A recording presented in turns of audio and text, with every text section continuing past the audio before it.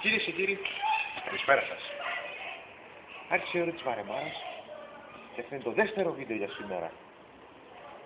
Και τι χαίρεστε, δεν σας αισθάνεται ένα.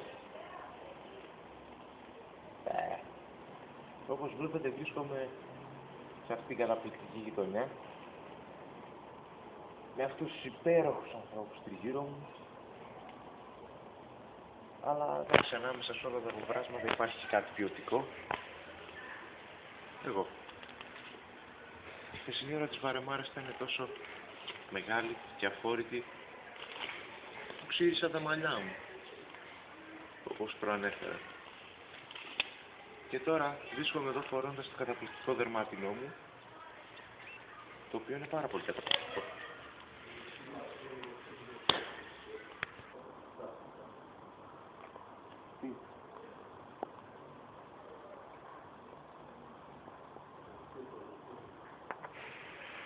Μετά από λίγα δευτερόλεπτα κάφρικης και ηλίθιας τέχνης, γυρίσαμε πάλι εδώ πέρα. Και μετά από μια έτσι μακροχρόνια... Βασικά αρκετές χαζομάρες κάναμε για σήμερα, οπότε να έχετε ένα όμορφο βράδυ.